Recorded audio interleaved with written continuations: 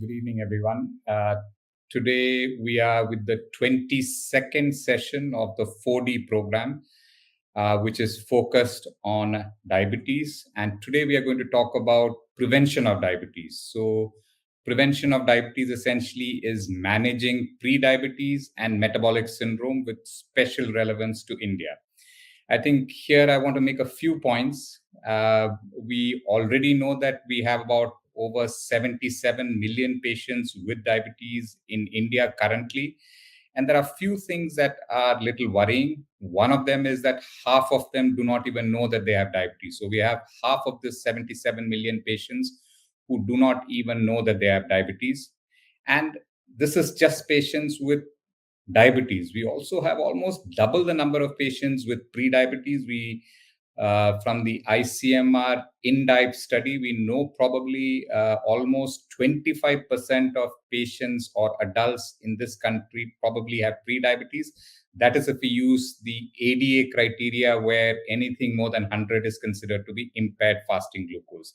But if we stick to the WHO criteria of 110, we probably still have about 15% of our adult populations who are pre-diabetes. So there is a large number of diabetes, many of them who do not even know that they have diabetes. But even much more than what I would say is the lower part of the iceberg, which we don't see, is the huge number of patients with pre-diabetes, maybe as high as 25% if we use the ADA criteria of impaired fasting glucose, as anyone who has fasting glucose of more than 100. So with this background, we do not really know the extent of metabolic syndrome in our country, because most of our studies are clinic-based. We do not have population-based studies, but my guess is it's very similar to what we see as we saw with pre-diabetes. So today we have Dr. Gayatri Ganekar. Dr. Gayatri Ganekar is... Hello. Good evening. Welcome, Dr. Gayatri. Good evening. So Dr. Gayatri is from Bombay. She works at Kalyan. She has done her MBBS from, I understand, Seth GS Medical College in Mumbai itself. Subsequently, she has done a post-graduation from Bhopal and her DNB in endocrinology from Hinduja Hospital, Mumbai. And Dr. Gayatri will take us through these two parts. One is how do we prevent type 2 diabetes or diabetes mellitus, and more importantly, when we see somebody with pre-diabetes or with metabolic syndrome in India, how will you currently manage them? So Dr. Gayatri, we'll start with your presentation and then we'll go on with some question and answers. Right. Thank you so much. Thank you, Dr. Jubin sir, for introducing me and for sharing your insights. So today we are going to talk about a very relevant topic, which is prevention and management of pre-diabetes, as sir rightly said. We know that change the slide. Can we go to the first slide? So as sir has briefly discussed, we know that diabetes leads to huge burden in India. Almost 1 in 11 adults live with diabetes, and more than half of the adult population is living with diabetes, and they do not even know that they have. So increasing awareness at population level is the first step, which I believe towards prevention. Second thing, I mean, there are so many other important points here, that the number of people with diabetes in India is second highest in the whole world, and 40 million adults in India have impaired glucose tolerance, which places them at high risk of developing type 2 diabetes. Here, why we are stressing on diagnosing diabetes early or trying to prevent it is because diabetes is not just about the blood glucose reports of a patient, and it's not so difficult to control the blood glucose reports. But what is more worrisome is the complications, the deadly complications that often patients with type 2 diabetes are going to see. And if they often regret later, that if somebody had told them about the deadliness of the complications that they are probably going to face in future, probably they could have taken some wiser steps, they could have taken a wiser approach to their life. So here we are trying to stress on diagnosing diabetes early, diagnosing pre-diabetes early, and how to prevent the transition from pre-diabetes to diabetes. Next slide, please. So metabolic syndrome in India. So India has some unique points. The genetics of Indians predisposes them to get diabetes and insulin resistance at an earlier age and at a lesser BMI compared to the West. Also, there is a unique dietary background in the Indian.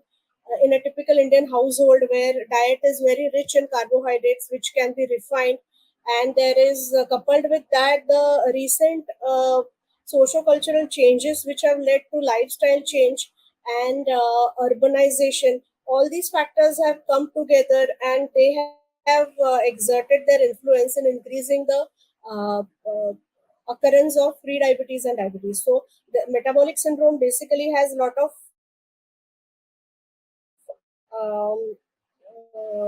pathophysiologies, a lot of points which leads to metabolic syndrome. So insulin resistance is the beginning point, we can say.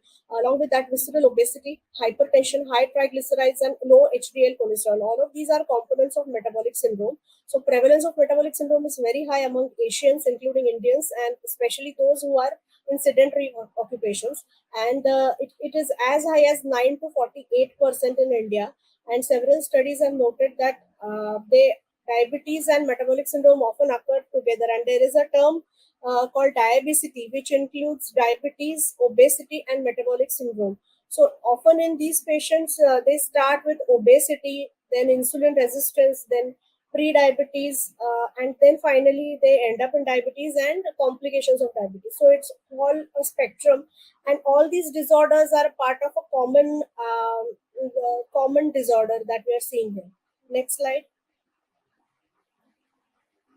So when we so why diabetes has increased so much compared to last few years? So basically the sedentary lifestyle has increased a lot. So a lot of urbanization has happened. The rate of urbanization was very less, like 8% in 1950s, and now it is as high as 35%. So with urbanization there comes modern amenities, and the working class, or the typical those people who are working in their office, and office kind of settings are common in urban areas, where they are just sitting in front of the screen or on their desk for hours together, and this has led to drastic decrease in physical activity. So basically the country is undergoing a rapid transition with increased urbanization.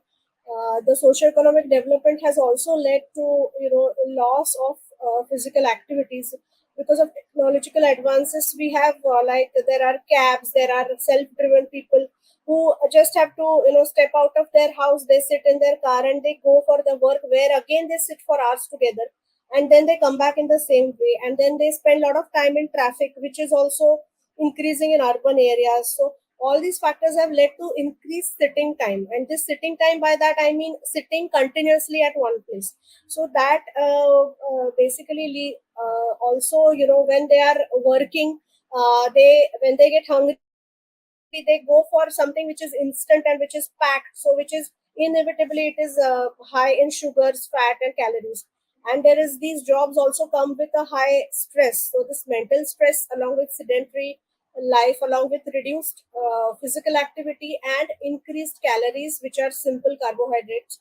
So this has led to obesity and sedentary lifestyle, and it has disturbed the insulin production and caused diabetes. So this is the reason why diabetes among urban residents is much higher compared to rural counterparts in both the parts of the country. Next slide, please.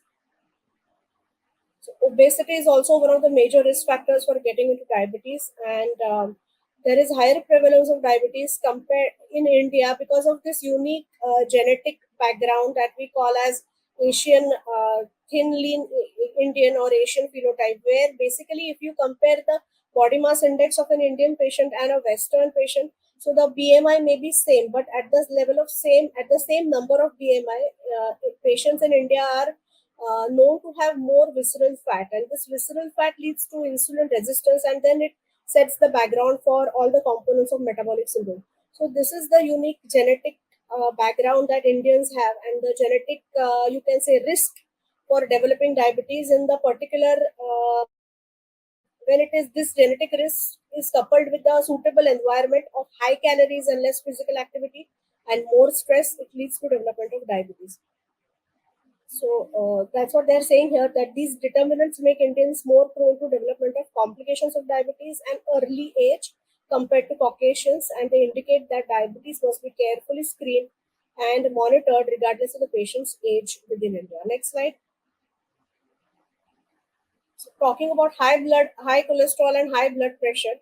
So patients who have high cholesterol, basically we know that high cholesterol, especially the high LDL, leads to increased atherogenic environment. It leads to formation and progression of plaques in the coronary arteries and in various other important arteries in the body, and then it leads to reduction in blood supply and the vascular complications. So high cholesterol along with diabetes and along with high blood pressure basically leads to vascular inflammation and the vascular plaques. All of this leads to reduced blood supply to the end organs, and then gradually it leads to end organ failures. So if a person has high levels of cholesterol, the extra fat in the blood sticks to the, yeah, this is what they are trying to explain in common terms. So over time, this fat leads to formation of plaque or atheroma. And with high blood pressure, there are variations in the pressure. If there are a lot of fluctuations, the plaque stability is reduced and the plaque tends to rupture.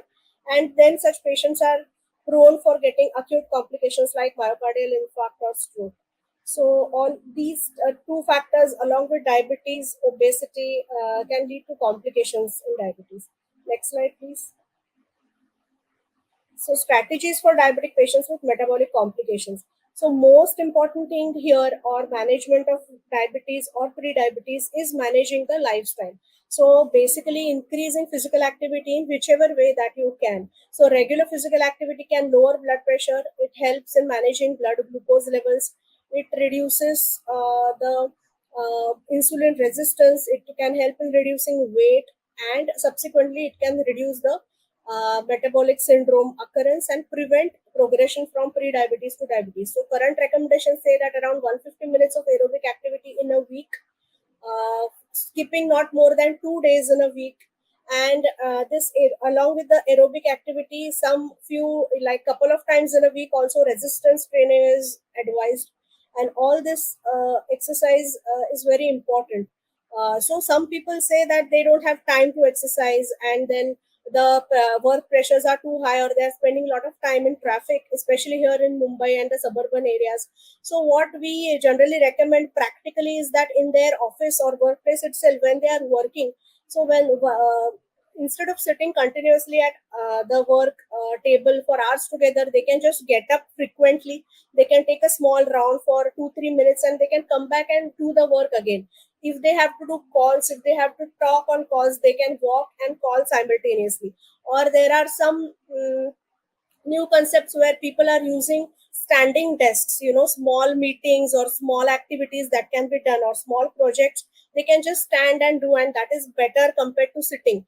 And extreme so one very interesting thing that I recently saw, that there was this stationary cycle, so the stationary bike which is used for exercising. So people have started putting it in office at workplace, so while they are typing on screen or they are attending some meetings, they can simultaneously do the stationary, they can simultaneously use the cycle.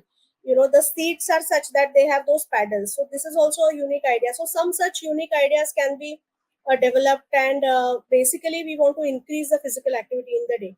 And also remember that increasing physical activity is for the whole day. It is not just working in gym for 1 hour or 2 hours and then sitting at one place for 10 hours. So this will not have much impact. So we should focus on how to increase the daily activity. So taking few stairs of steps instead of taking lift, or calling your driver at a distance, rather than calling me exactly in front of your office or in front of your house. Or if you are taking a bus or a train, so taking an extra flight of stairs while taking the bridge, or taking bridge instead of taking the elevator, all these, and the escalators in the stations, all these things can be done, and we can find a way of being physically active.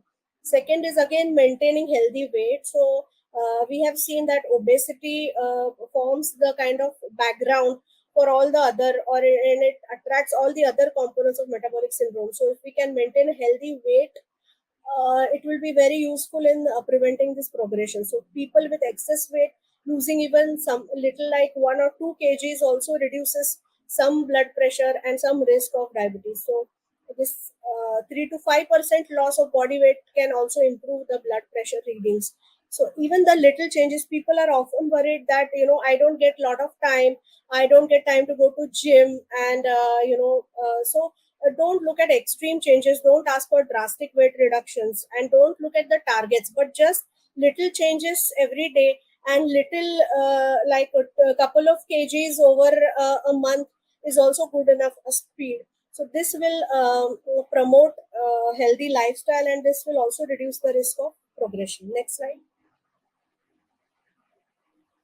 Yeah, so following healthy diet. Now, what is healthy diet? There are a lot of thoughts, and even there are a lot of disputes, but basically everybody agrees that healthy diet means what?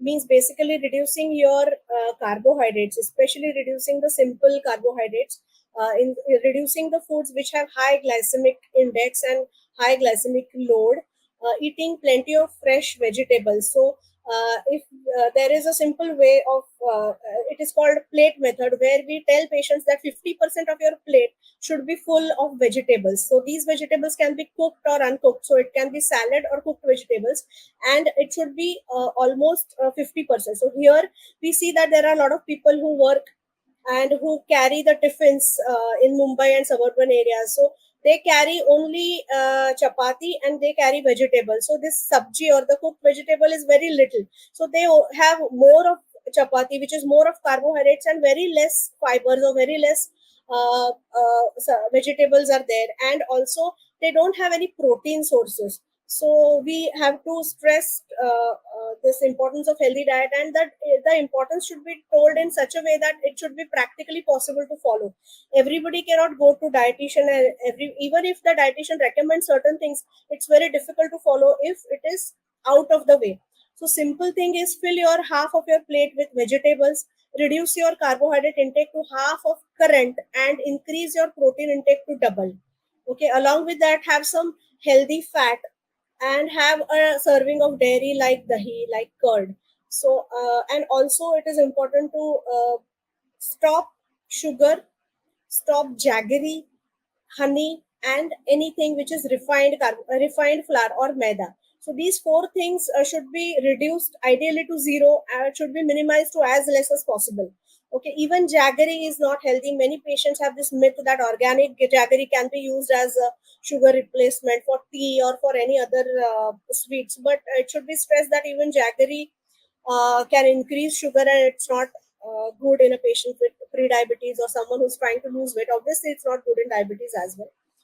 And avoiding the junk food, or avoiding and limiting the unhealthy fats like trans fats and animal fats, it is all we know. Increasing fibers basically reduces the glycemic load of the food. It reduces the rate at which the carbohydrates can be absorbed. So this will lead to reduced insulin resistance, and it kind of blunts the peak of blood glucose. And that also has, also they say that the sequence of food is important, sequence of the macronutrients in your food. So if you are just going to start with chapati or start with fruit, that's not a good idea. You should start with something which is complex carbohydrate, or start with the fiber. So start with salad, have try to have lot of salad, try to have and then depending on the capacity, or depending on your hunger, then go on to have your carbohydrates. So ideally you should have fibers first, then proteins, and last should be carbohydrates. So this changing the sequence also reduces the insulin peak and the glucose peak, and it also helps in reducing insulin resistance. And quitting the bad habits like tobacco chewing or smoking, and moderating or reducing the alcohol intake is also extremely important, because many of the vascular complications are worsened by presence of these smoking and alcohol. So whenever we say that moderation, so talking about treatment strategies for diabetic patients. So early initiation of the combination therapy is important. It is an approach which is used to achieve glycemic goals earlier and delay the deterioration of glycemic control, and with possible better preservation of beta cell function. So there are novel medications which are available now, which can be used along with the diet and lifestyle and exercise to control high blood sugar in adults with type 2. So these are DPP-4 inhibitors like sitagliptin, sexagliptin, lina, and alogliptin. These are SGLT2 inhibitors like enagliflozin, dapagliflozin, and empagliflozin, and GLP-1 receptor agonists like glucagon, like GLP-1 receptor agonists can regulate and restore the incretin functions. So these novel therapeutic agents are now available, which can be started right from the beginning if the HbA1c of the patient is really uncontrolled, and they help in earlier control, and they help in better control of blood glucose levels in such patients. Next slide. So SGLT2 inhibitor and DPP4 inhibitor, this is a combination for tight glycemic control can be used. So it's a safe, rapidly acting and sustained glycemic control can be achieved. It improves both the insulin resistance and the beta cell functions. It helps in reducing body weight and blood pressure. Apart from glycemic benefits, it reduces the pill burden because it's a combination, and overall it is really cost effective. It acts through multiple levels, but basically SGLT2 inhibitor leads to glycosuria and reduce the glucose toxicity and reduce weight and systolic blood pressure. All this improves insulin resistance, and DPP4 inhibitors also lead to increase in the incretin. They improve the incretin axis, and they increase the glucose mediated insulin secretion, which is endogenous secretion, and together they can tackle the hyperglycemia in a better way. I think this is the last slide. So Yes, thank thank you, you. Dr. Gayatri. Can you hear us now? Yes, So now I can hear you. Yes. thank you for that overview. Now we'll have a few question answers. I think the people will be interested in knowing more of your opinion. You did give us a very good overview of how you identify or how you manage pre-diabetes and how you prevent. By managing pre-diabetes, you are essentially preventing Yes. the diabetes mellitus. So, first question that I have for you: you talked a little bit about the way we eat, that we have unique dietary Yes. background. We consume a lot more carbohydrate than we do. So that puts us at risk for both pre-diabetes, metabolic syndrome, and subsequently diabetes. One question I Right. had that with in a city like Bombay, with urbanization, with the kind of lifestyle we have, also the food that we Yes. eat has become very irregular, that we don't eat our meals on time. Does that have Yes. an impact on the development of metabolic syndrome, pre-diabetes, and subsequently diabetes? Yes, the meal timings have impact along with that. So when in a city like Bombay, people have high carbohydrate meals predominantly in the later part of the day. They have it in the evening or in the dinner time, and the dinner is typically very high in carbohydrates, and then they tend to overeat. So the irregular meals basically lead to lot of hunger, and when they get the time to eat, they tend to overeat.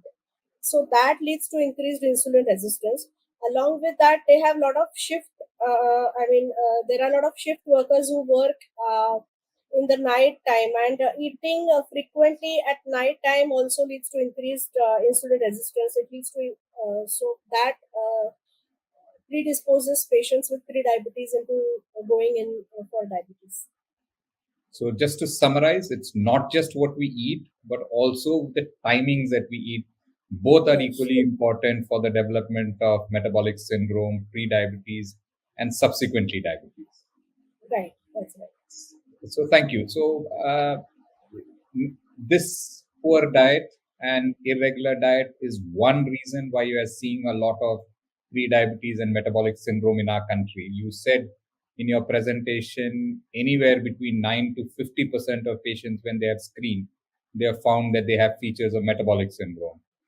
We know from our own survey in Punjab that almost 25% Right. of our patients or our adults in the community have pre-diabetes. We use a fasting plasma glucose of more than 100. Now, you have touched upon sedentary lifestyle, Yes. urbanization, obesity. Could you think of any other reasons why this prevalence is so high in our country? Yes. So genetics is something that I feel, along with all these environmental changes, this unique genetics where the insulin resistance we can develop at lower BMIs and high central obesity. So that puts Indian patients at more risk, along with the other factors that we discussed, like increased urbanization and stress and all these things. All right. So, next question that I have for you: What when metabolic syndrome is not just glucose? Metabolic syndrome Yes. has many other comorbidities. We want to highlight once again to our viewers what are the important comorbidities that accompany metabolic syndrome. There's a whole spectrum of comorbidities, but Yes. So metabolic syndrome basically is a group of disorders which are interlinked, and the basic pathophysiology here is insulin resistance.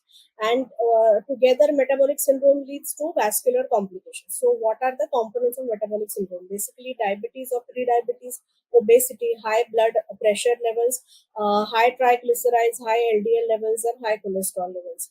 Uh, these are the components of metabolic syndrome. So all these things together lead to increased risk of diabetes and finally the complications. and things like cardiovascular disease, strokes, Yes, and now we yes. are finding lots of Vascular other complications. unusual diseases, liver disease in terms of Fatty liver disease also is one of the component. non-alcoholic fatty liver disease that Yeah. subsequently, in a small percentage, leads to chronic liver disease and cirrhosis as well. Yes. Uh, Now, when we address metabolic syndrome, we have targets, especially when we are treating someone with diabetes. We do have targets. We have glucose targets, we have blood pressure targets, we have lipid targets. And among those targets, very important, we consider one particular type of lipid, which is the low LDL cholesterol, Low which density. do have a target. Why specifically LDL cholesterol is an important target? You want to elaborate on that?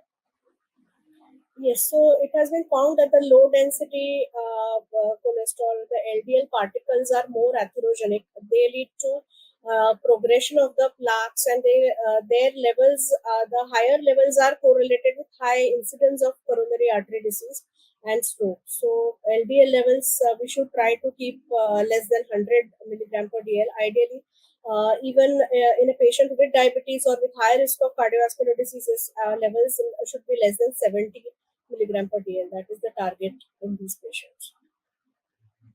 Okay, so next question I have is, you have told us how metabolic syndrome is bad. You have told us how pre-diabetes can lead to diabetes. But what is the current status of trying to prevent these patients from converting themselves to full-blown diabetes? What is the current status, do you think, in our country, in your practice? Yes. So currently, I don't think that we are reaching.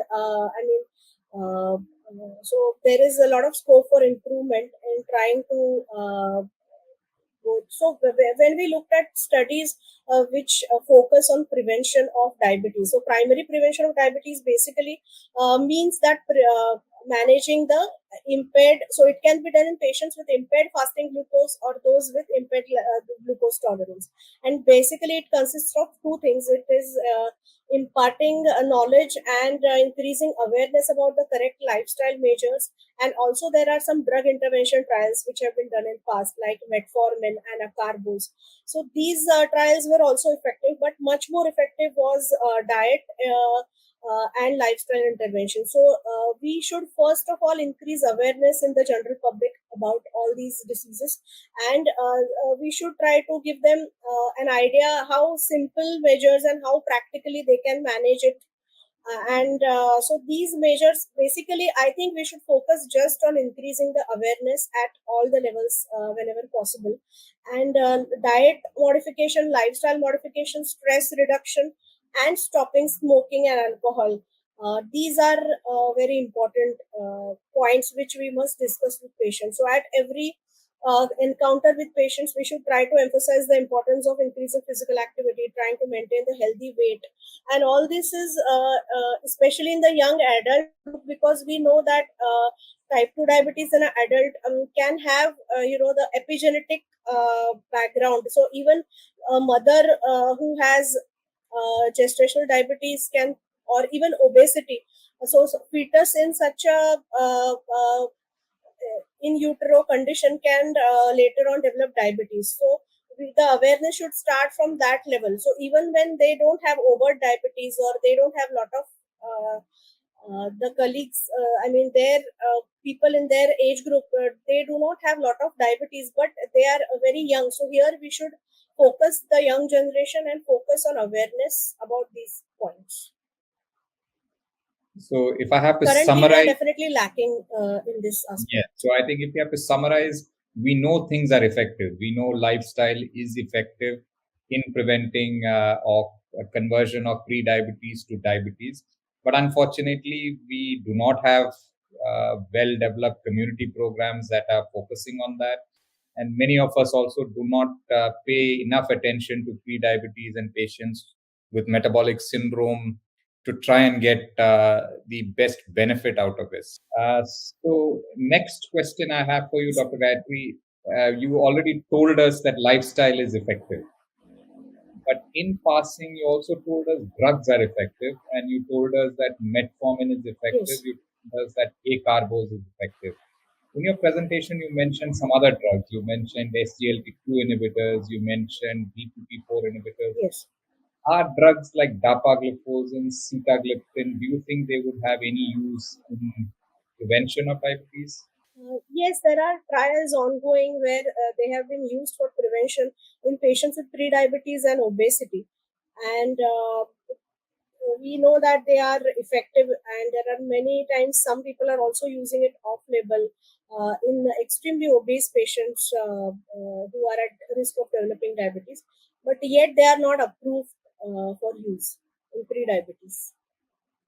One thing that I would think would work for a drug like dapagliflozin is the fact that it is not just addressing glucose. It addresses weight, Yes. it addresses to some extent blood pressure, it addresses cardiovascular morbidity, it may address the future development of heart failure. So do you think these are drugs that have a lot of promise even in patients with pre-diabetes?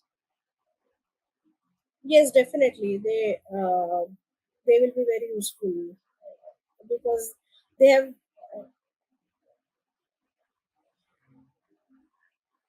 So because they Yes. act at more than one levels, they are useful because we know that diabetes development is through multitude of mechanisms. The ominous octet and SGLT2 can affect many of the components, and reducing glucose urea and reducing the glucose. That is a unique feature of SGLT2, which is not there with other medications. So it affects more than one mechanism, so it can be definitely useful in these patients. So, Dr. Gayatri, this is my last question. What would you currently do when you encounter somebody with metabolic syndrome in your clinic? What would your management be? Yes. So, first of all, in such patient, as I told you, that we discuss about the possibility of development of diabetes and the possibility of vascular complications, and we try to identify what is their thought process, how motivated the patient is, what is his affording capacity, and what is his current lifestyle, what are the stressors, if he has any addictions. All these things we try to extract from his history, and once we find the specific pointers, we try to focus on dietary modifications and increasing physical activity and reducing stress and reducing the smoking and other habits. So when I see such a patient, I begin with informing him about all these things. Then there is a dietitian reference many times, or we try to give the practical tips about diet management, and we try to increase physical activity and ask him to maintain a healthy weight. And after say 3 to 6 months, depending on the patient's HbA1c level and other factors, and the risk factors like family history of diabetes, we try to give him 3 to 6 months to modify his lifestyle and diet, and then subsequently we monitor again and decide if he is a candidate for drugs or we can continue with lifestyle modification. Often the this can be a good motivator that patients do not like to consume drugs for anything. So if we can motivate them that even just with diet modification and lifestyle, you can you can do well, you may not require drugs in future. So that leads to a good motivation, and that stimulates the patient to inculcate those changes in his lifestyle. Thank you, Dr. Gayatri. So I think if I have to summarize what we have discussed in the last 30 minutes, you have told us that diabetes is a big issue in our country. 1 in 11 adults have diabetes.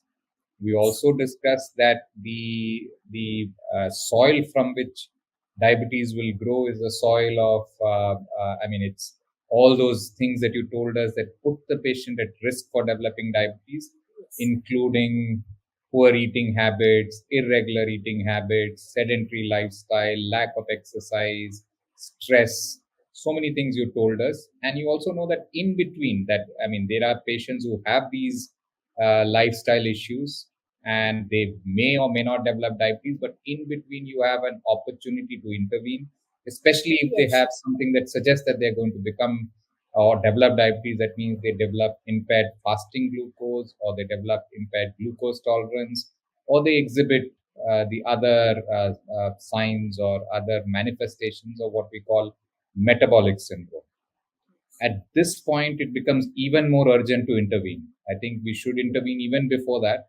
But when you see pre-diabetes, it becomes even more important to intervene.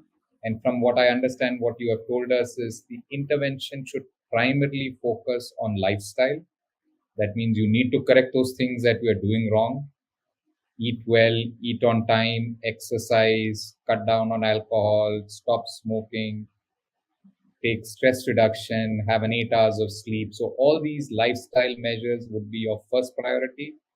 And if patients still are not able to reverse some of that pre-diabetes or symptom or the signs of metabolic syndrome, we can use drugs. You told us in patients for prevention of diabetes, metformin and acarbose are drugs which are well studied.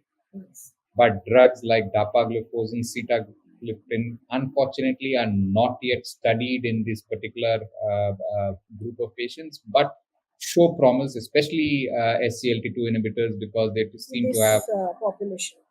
And this seem to have effects beyond glucose control as well, in terms of reduction of cardiovascular mortality, morbidity and mortality, and in terms of reduction of development of heart failure.